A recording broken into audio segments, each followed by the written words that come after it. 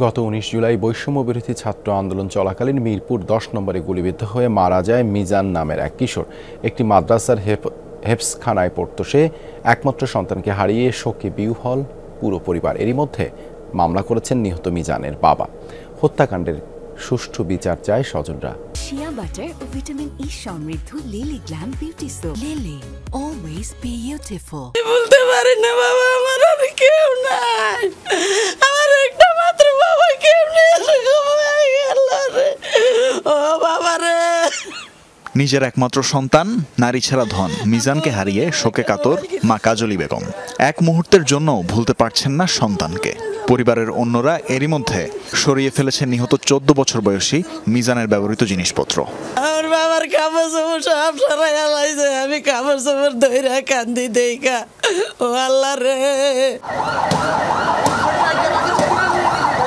বৈষম্য বিরোধী ছাত্র আন্দোলনে রণক্ষেত্র হয়ে উঠেছিল মিরপুর ১০।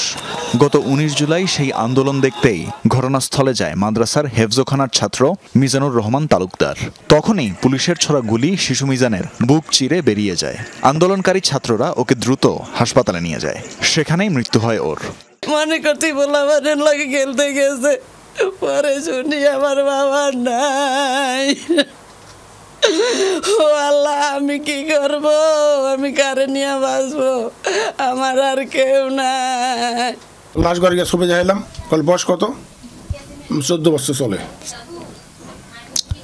তারপর আমার ছেলেকে তাহলে এইমাত্র গোসল করাইয়া ফ্রিজে বসছি, এই ট্রেনে দুইটাছি, এমন অবস্থা লাশটা দেখেন আমার ফ্রিজতে কল বসেন। আমি তো এই পর্যন্ত 17টা লাশ ডেলিভারি দিছি, আমি খুব করা নিয়ে গেছি গা, তা একটু রেস্ট নিয়ে বসেন। তো বসলাম পরে 5-7 মিনিট পরে ওটা কল আসেন, গেলাম গিয়ে ফ্রিজ টান দিয়ে দেখাইলাম, বলে হয় আমার ছেলে। নিহত মিজানকে দাফন করা হয়েছে ভাসানটেকের বিআরপি কবরস্থানে। প্রায় সেখানে দেখা যায় এক সন্তানহারা বাবাকে। কবর জিয়ারত করে ছেলের জন্য আল্লাহর দরবারে দোয়া করেন তিনি। ছেলে তো আর পাবো না, ছেলে তো আর পাওয়া যাবো না। তানভীর মৌসুম, যমুনা নিউজ, ঢাকা।